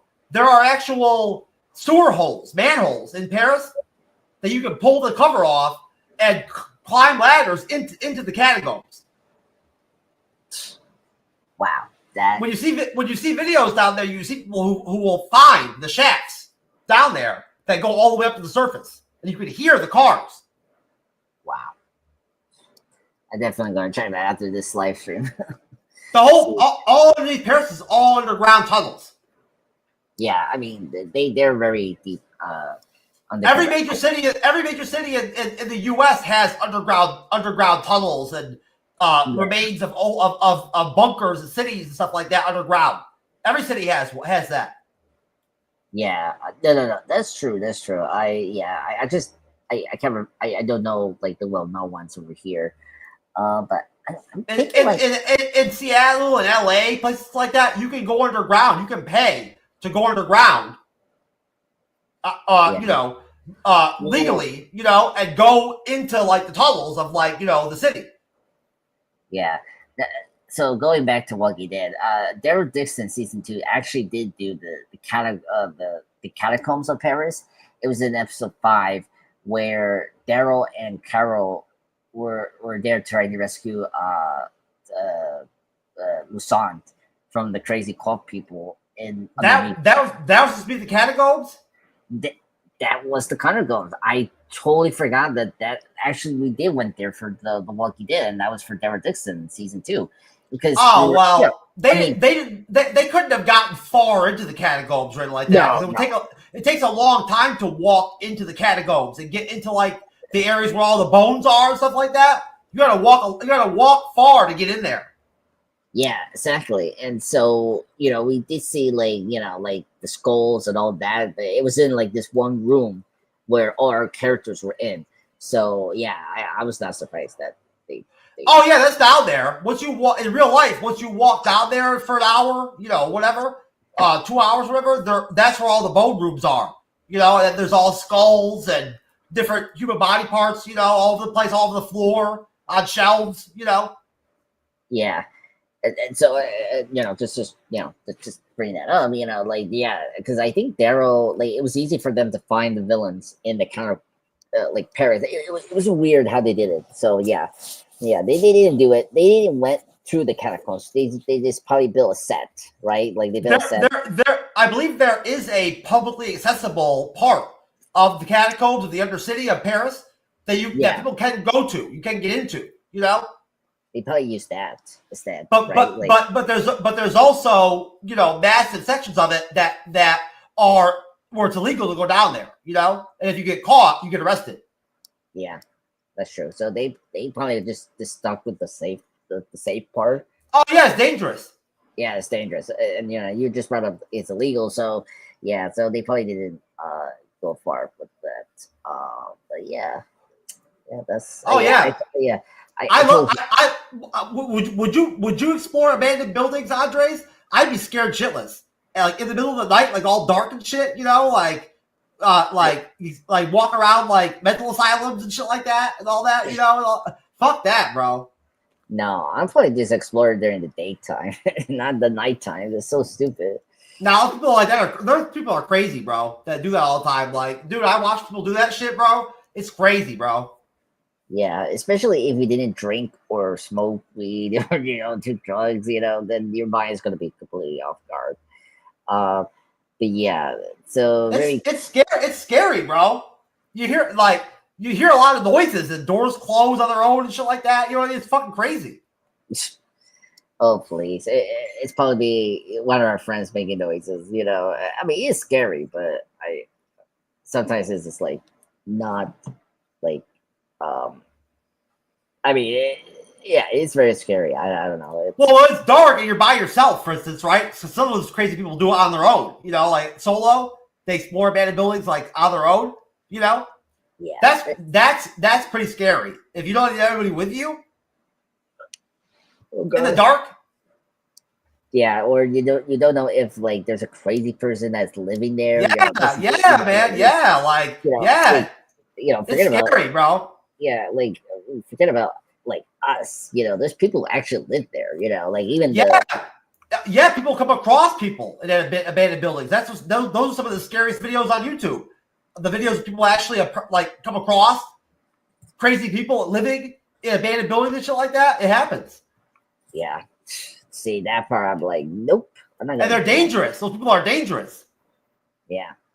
Unfortunately, yeah. Kind of like this guy. No, this guy is pretty civil. Like he's just enjoying himself, of these two beautiful women that literally exposing their bosoms, and I mean they got the one like I think that the guy went with the girl with the glasses. That's cool. Like he's very diverse, and I mean, what I want to know is, did he poke the hole with his penis, or did he like use a tool or something to make the hole first? I have a theory. Every time I see that clip, I'm like, okay, does he use a tool, or his dick is probably the tool he uses to poke the hole, and that's how he's doing it. that is very talented and like really intense to actually use your dick to do that. Well, I mean, if you play that clip again, it looks like it wasn't like it's like a paper roll. Like, look, it's like moving. So like he's in there. He's like penetrating. Exactly. So he's actually doing probably the most like smart thing ever. Just poking the thing right there, and then that's it. And it's easy to like even poke those things. It can easily be ripped. Yeah. I mean, he's definitely having sex with the poster. Yeah, exactly. You know? And by the way, sir, the fact which girl in that poster is the hottest? The one without the glasses or with the one with the glasses? Oh my god, that is. I love glasses on a chick. An attractive woman with a pair of glasses is I like. Yeah, they come out very sexy with them. Yeah. Some girls just look really good with glasses. Yeah, that's true. I'm surprised. I never seen those posters with girls with glasses. Sometimes it's kind of a rare thing. It happens. Yeah, it's a weird thing. Like you don't see it. Like you know, if I see it, it's good. Like and then, if not, it's like okay. Yeah. Most models don't wear glasses. No, that's the thing. I wonder what kind of poster it is. I'm sure they do in real life, but not like in the pictures or on the runway. They don't wear glasses. No. Yeah, I'm kind of curious what kind of poster that was like, you know, for that. But yeah, oh man, that's crazy. I don't know, but you know, that's one element that they don't have going in Dead City. There's no romantic, you know, like love relationship or anything like that going on in the show at all, you know. So they don't have any element like that on the show, you know. Yeah. Her and Walt. Hello. Thank you for putting the comment. I'm currently watching The Walking Dead. Terrace is dead. Who is Terrace? I don't know. I think it is a character or something. Maybe he's spelling it. Hold on. Let me check this. Now that's making me curious. Who's that now? That's crazy. I can't imagine being a new fan and like starting The Walking Dead now in 2025 and watching the show. Like that's crazy. Yeah, but I mean, there's a lot of famous actors now, like that's from the show. You know, like Stephen Yeun. I mean, of course, Michonne is from the MCU. You know, so it's not like a big surprise that everyone's like checking out the show. I used to know her name, that actress that plays Michonne. It's amazing how when you don't talk about these people on shows or like when they're not, you know, when there's not anything going on with them, you forget their names. You know.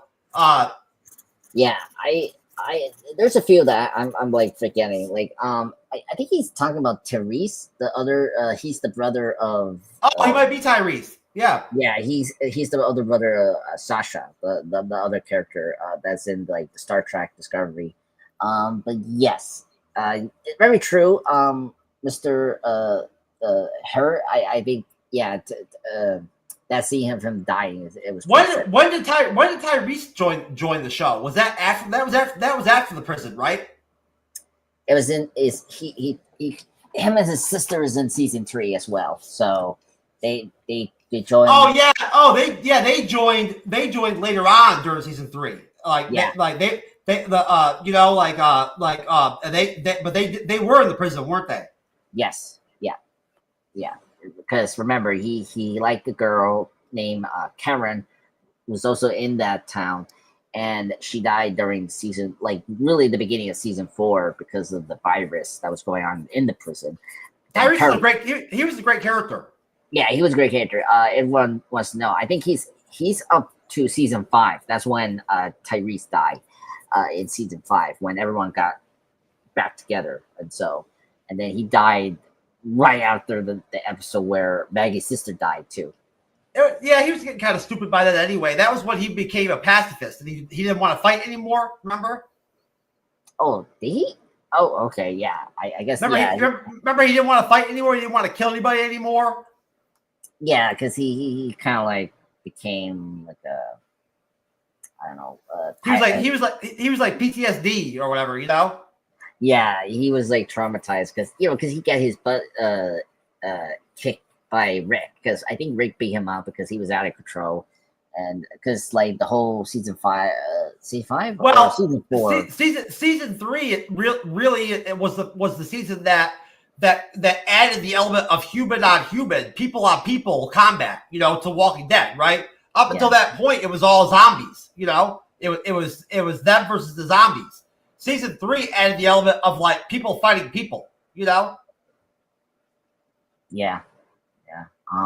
He did stop being killing the person because remember, his girlfriend died. The death of the two girls, the children, and that was with him and Carol during season 4, where the older sister was kind of crazy. She killed her own sister because she was kind of cuckoo in the head. Oh yeah, those 2 young girls. Yeah. Yeah, and so that's why he became. I forgot about that. That fucked him up. Yeah, it fucked Carol up too. Yeah, exactly. So that's the reason. Like I was trying to think, like when did he did it, and then I remember the kids because I'm looking at his Wikipedia. I'm like, oh yes, that's why. Yeah, so he didn't bring himself to kill another person, even the undead one. So that's what happened. So he didn't want to kill walkers anymore. Yeah, which is crazy. In the you know what's crazy? In the comic books, he had an affair with Carol one time in the comic books. It's crazy. His character is very cool. I like him. In the comics, they probably had more sex and like stuff like that in the comics. I bet. Yeah, and actually, just looking at now, he was shown is supposed to be his girlfriend, not Rick. That's the interesting part, and yeah, that makes sense. That doesn't surprise me at all that they did that for the show. You know. Yeah, and yeah, it makes sense why Rick and Sean became together because at that point he was already dead. But the right thing they did with the character, he was the right hand man for Rick in both comics and the TV show. Yeah. Glenn was a very valuable character. Like he became over time a very experienced, valuable, tested, character, for the squad, for the team of The Walking Dead.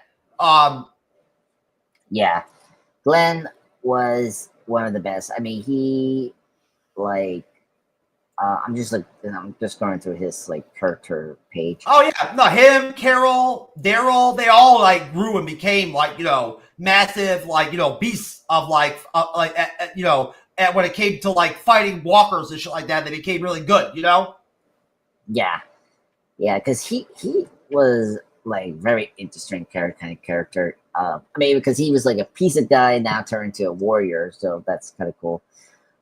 But it's also the actor that plays Glenn. He was great, and he really beat humanity. Well, when they had Carol come in and save the day, in season 4 or whatever, when they were with those cannibals, and Carol came in, that was Carol's moment at that point, that really put her on the map. Yeah, on the show. Season 5, yeah, and the cannibal hunters. I now remember the name, the Terminus. Yeah, and that was Terminus, yeah. That's where they meet Gabriel, the priest, Father Gabriel, and then the other one, Aaron. It was from the other town. So yeah, it was a really good season. They met Aaron then. Yeah, and because he came because remember they meet each other in midway through the end of season 5. Yeah. Oh yeah, and they met Sasha. They met Abraham and Isabel and all that whole group. Yeah. Those guys. Sorry. No, they came in during Terminus. That's when we got them. Really? Oh my god. Yeah. They were there. They were in prison. Abraham and that whole team. What's his name? Eugene or whatever. Eugene. Yeah. And those 2 chicks that you don't remember. You thought there was only one, but there were 2. There were 2. Yeah. I'm like, okay. Okay. I need to double check this. There was 4 of them. Abraham's squad was 4 people. 2 chicks, him and Eugene. Okay. I'm looking at it. So Abraham's group were introduced in season 4. That's what I said. Season 4. You said season 5. Yeah. Oh, okay. Okay, my bad. Yeah. Terminus was season 4, not 5. Yeah. Well. Yeah. Well. No. Terminus was in the beginning of 5, right? Oh, was it? Okay. Yeah, because season 4 was still the prison with the governor, and because Abraham Group meet up with Daryl and Tyrese because they were fighting the medicine machine, whatever, for Harsha to use for the affected people for the flu, and so they came up with the prison. So that's what happened. I can't remember what I to this day I still can't remember I cannot remember for the life of me the names of those two women from Abraham's team. I can picture them in my head, the two actresses playing the characters, but I cannot remember their names. Yeah, they were both Hispanic. They were both like Latinas. Yeah, Rosita, I know who you're talking about. She's the Rosita and girlfriend. And the other chick. Yeah, and the other chick, I think I know what you're talking about. The other chick is from the governor's side. She was the sister of the governor's love interest. Yeah. She came from the governor's squad. Yeah. Yeah, I know. I now trying to remember it. Like I remember now what you're talking about. Yeah, she's in the group. I'm just checking her name because I know. Her name is something. I think it's someone. I'll get back to you in a moment. But yeah, she's from the governor's side, which is crazy. Man, where is she? Was it? Didn't Tyrese and his group come from the governor's side too? Yeah, in season 2. Well, in his first town, and then when he meets up in season 3, he had his own town, the whole his own like territory, right? And then after that, completely collapsed after Rick and everyone took him down and like stopped him from killing. I think Andrea, Glenn and Maggie and stuff like that. Yeah, so after that was kind of taken care of in season 3. Season 4, he meets up with his old right-hand man who got together with other group of survivors, and that's how he meets his girlfriend.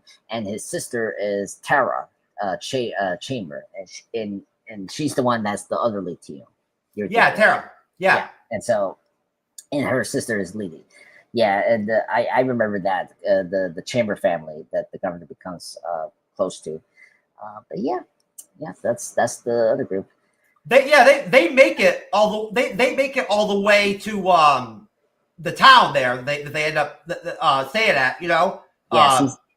All of them like made up to season 5 for a few exceptions. Like obviously Tyrese died during season 5, so he didn't make it there. Yeah, he died. He was the one character that didn't make it when they made it to that town.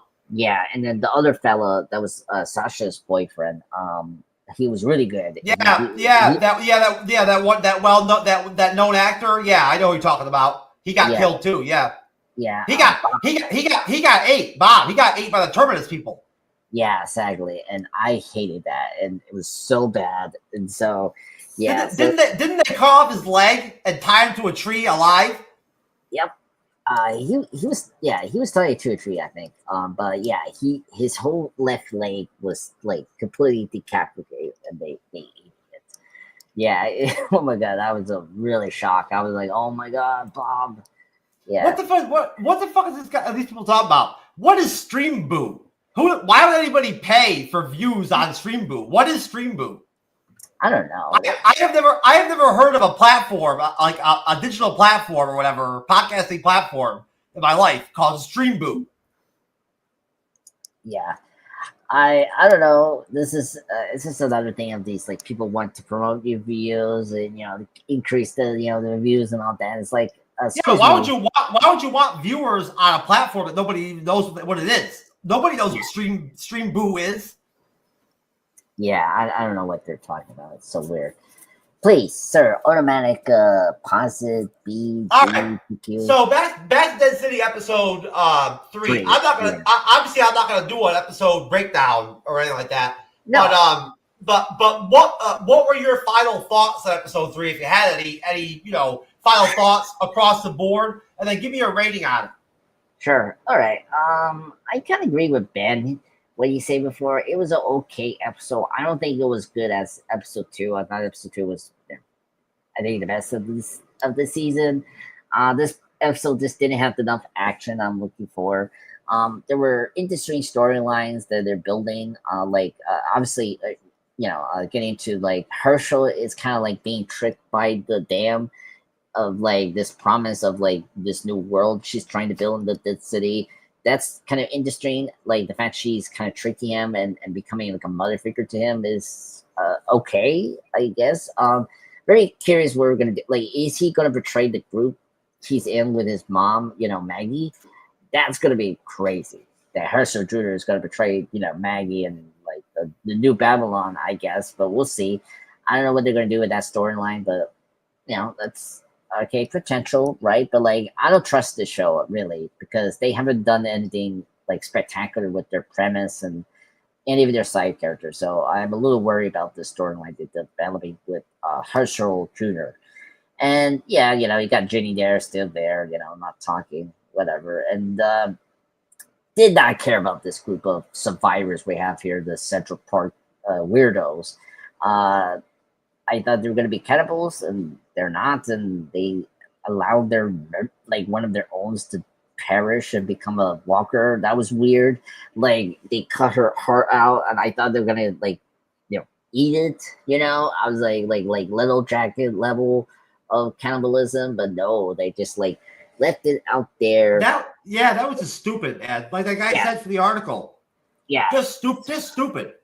Yeah, very stupid. I didn't what was that about? Like, I don't know. Like if they were if they were a religious group, survivors, then it makes more sense. But with these people, I didn't know they're religious people. They don't look like religious people. So it was so stupid. I just don't understand why the fuck they made Maggie, Herschel, and the sheriff guy hang out and just act normal while some chick just got killed and they ripped her heart out of her. You know what I mean? For a sacrifice, and they just hung out and acted fine about it. You know what I'm saying? Yeah, it made no sense. It made no sense. And first off, you had the stupid lady from the New Babylon wanted to take them down. Oh, she wanted to go on a mission to go fight the Croats people and shit like that or whatever. And the sheriff guy was like, "Nah, bro, fuck you." Yeah, that's weird. I can agree with the lady now. I don't know, that was weird. That whole scene didn't make a whole lot of sense. That was such a stupid scene. Yeah, but they were on the run. Why would they go attack Negan's Croats got people or whatever, the Damas group people when they're on the run, the boat got destroyed, you know what I mean? People died, they lost supplies, guns, ammunition and all that. They're not in a spot right now to go on a mission. Yeah, exactly. And she still wants to get the morphine. I'm why? You don't have the supplies now to do it. You need to move back, deport back. Yeah, so that was very weird. It was very stupid. And by the way, the most stupidest death ever. We just kind of nailed it to the death here, folks. The lady from the group from the the Central Park, only got stabbed in the leg. That's not how you get infected. But some reason these people allowed this one girl to be a zombie, and it's so stupid. And that's not how you get infected. I mean, they just allowed. Not only that, and on The Walking Dead, characters like Maggie and people like that and all that always step up and do the right thing. People are going to be killed and stuff like that, innocently and shit like that. You know what I mean? Yeah. So come on, it makes no sense to have them just chill during a flat out death, a murder. Yeah, I agree. And it was, the sheriff stepped up, but they didn't accept the medicine, so that was weird. Yeah, so I was happy they were going to get out of that. I guess they're trying to say or make it out that chick was dying, and that's what was going on. But it doesn't make any sense for that wound she got. It was bad, but why would you die from that? Yeah, I didn't understand that. A leg. Usually, when you have a leg wound, even if you die from it from blood loss, you still live for a long time before you die. Yeah. So it was just weird that they just allowed one of their members to slowly die from that wound. That didn't there was an easy. It wasn't even slowly; it was quick. She died. I mean, you know what I'm saying? If they bludgeoned her to death, that means they're trying to say that she was dying. She was about to die. Yeah. That's the reason why Maggie and Herschel and them would have actually hung out and just chilled during the death. yeah, it was weird. That whole scene made the episode really bad and really worse. I think she was supposed to be like acting dying. I think that's what she was doing, but it wasn't good. I guess so. Yeah. And who was that guy that Stafford? Was he like another strangler from the Central Park that just Nobody know. They never explained who that guy was. Yeah, I thought initially it was the guy that Negan portrayed, but then it didn't seem like it. But Nah, that guy got ate. yeah, and because he was wearing like a lot of heavy, thing and helmet. Yeah, so it was a different person. So No, the guy that was with Negan got bit by like a pack of walkers. Yeah, exactly. So I mean, he could easily be dead and like be eaten by the walkers. Yeah, so that was weird. But yeah. So again, to rate this episode, I will give it kind of like a 5 out of 10. I just it was really a weak episode for this season 2, and I'm kind of worried about it because I kind of agree with you, Jeff. It's really bad. This show, I think this is probably going to be the really worst show we're going to review this year. But that's not good, and I'm very sad. It's one of the Walking Dead spin-offs, and it's like, come on, like you better than this. Come on, like you at least give me something, So that's my rating, 5 out of 10. I was personally before you said that I was thinking 5. Okay. Because it was a bad episode. It was not good. It had no like big moments, like exciting moments at all. It was a straight filler episode. You know what I'm saying? Like Ben said, that was stretched across 50 minutes. You know what I mean? Yeah, I kind of agree with Ben. Like again, like with the Ritual Walking Dead, there was always something in one episode that was so exciting, and this didn't have any of that. Like it's weird. Yeah, in the original Walking Dead, they always managed to build up the pace and the tension to at least 1 or 2 big moments in every episode. Big fights or big action scenes or something like that, or big death scenes. Yeah, shocking moments. Yeah, like I mean, yeah, it's just crazy. This show doesn't have that shocking moments. Like they could have that, right? Like I mean, I didn't like the new Babylon leader. Like she was really awful, but you could have done something that was shocking to her, or something like that. But no, they just didn't care about her character, and they killed it off so like anonymously. Like we didn't see her death at all in screen. Like it was just off camera. Like she was just part of the death in the pool. So I was like, okay. So yeah. Well, they don't really go all the way on spin-off shows for the deaths like they did on The Walking Dead. They don't Yeah.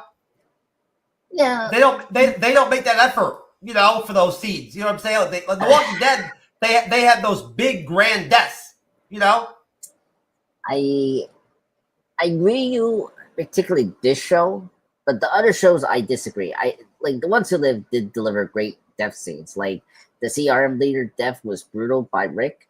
The lady from the CRM who was from the original show, like her death was pretty brutal. Like it's just this show was boring. Like this show is very boring with their deaths. I had to say. Like, Dead City is boring. Yes, it's not.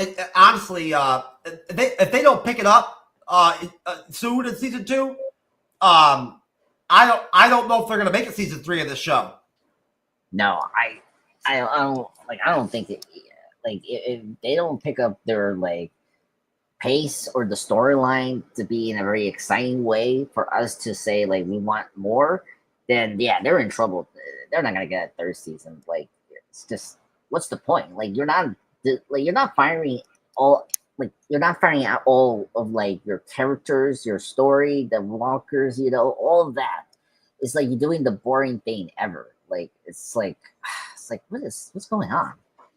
And I don't care about the budget slash. Like you can do a lot with less money and like still be a great thing. Like labor, like sorry, like oh yeah, no, of course there's always TV shows and movies that are made on tighter budgets that are still good. Yeah, exactly. And I like this should not be an issue with this show. It's like, come on, like you're not like the first spinoff. Like this is the like there's many other spin-off shows that we had before these other spin-off shows of The Walking Dead. Like we got the Fear the Walking Dead, the Tales of Walking Dead, Daryl Dixon, Ones Who Live. Like all those shows did a very good job of what they delivered, right? And this show is just not delivering. It's like I don't. They're still putting some money into these shows because I mean, along with a couple of other shows, these Walking Dead spin-off shows are carrying AMC Plus as a platform, Yeah. as an app. So, AMC creates other original content besides The Walking Dead, but not a lot of it, But they have other shows. They do on AMC Plus. Yeah, they do have other shows. But The Walking Dead is the biggest IP they have. Besides the Breaking Bad universe. Of course, I know very close. So ended the same year as The Walking Dead, but didn't AMC have Mad Men too? Yes, they had Mad Men. They what's the other show they had? They had that. Yeah, Mad Men was very popular. Oh yeah, I mean it was very. I haven't seen the show, but I heard it was very popular. I didn't watch it either, but I know it was nominated for a lot of Emmys, and it was very popular. Yeah. I mean that's where John came from. They have other great shows going on, like the Gangs of London, the Interview with the Vampire, the Mayfair Witches. Yeah. Jermaine and his people cover the Interview with the Vampire stuff or whatever. I heard it's really good. Yeah, I mean, because everyone knows, there is a movie with the Interview with the Vampire with Tom Cruise and Brad Pitt. Oh yeah, I like Anne Rice. I like Interview with the Vampire. Oh really? Okay. Yeah. I'm very curious to check that out. But yeah. So yeah, I'm very sad that this show's not doing well. I think you got Megan Negan. Like, what else you need to make the show special? They're not doing the right things with the characters, on the show to make it good right now. Yeah, yeah, that's true. Yeah, I mean, I don't know, like bringing in more like other side characters from the original show, maybe. I don't know. The nostalgia, the Walking Dead nostalgia only goes so far. At some point, you actually have to also make a good quality show. That's true. Yeah, and so far the quality has been like crap. So far, I mean, these 3 episodes have been like okay, like nothing special. Like it's just like so standard, like TV stuff, like which is just not. No, Density has a lot of flaws. A lot of flaws. Really weak secondary characters. Bizarre, weak villains that make no sense. You know what I mean? Yeah, this is probably the weakest villains we have in The Walking Dead, right? Like I don't understand what she's trying. Like we're not even sure what they're trying to do. Like what they want, like what their goals are, like that. They don't explain any of it. You know what I'm saying? No. Like what she's trying to do with the city? It's like tell me what you're trying to do with the city. You want to control it, turn it into something else? I don't know. Like they never give us or show us them just living in New York City. You know what I'm saying? Like and how that works. True. You know what I mean? Like Yeah. It's crazy. They're not doing that. Like car. Like I like the car wreck. Like he's the only character they're doing well with. Like it's crazy.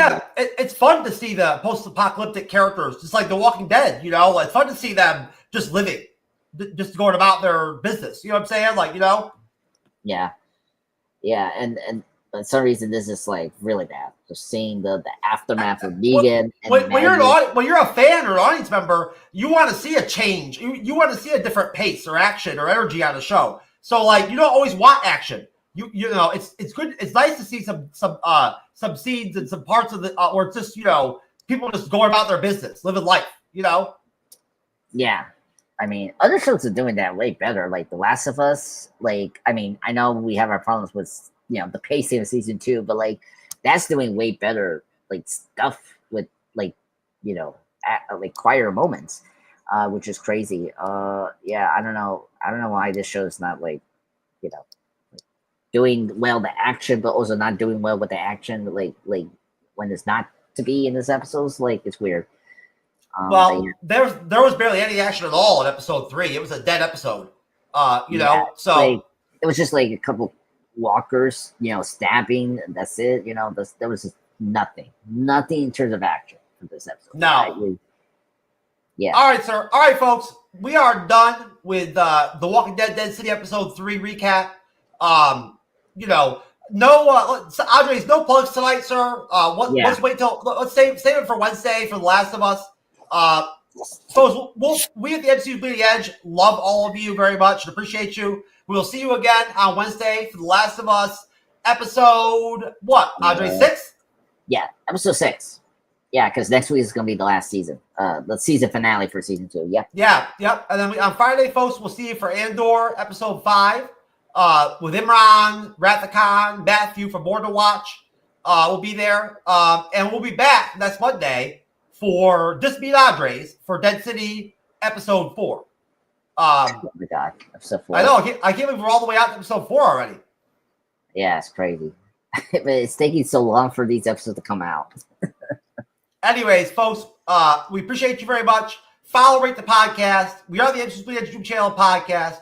For Objects of Pop Culture Guy, I'm Jeff, a.k.a. TrueKnowledge. We are out of here. Peace. Yeah, peace out, folks.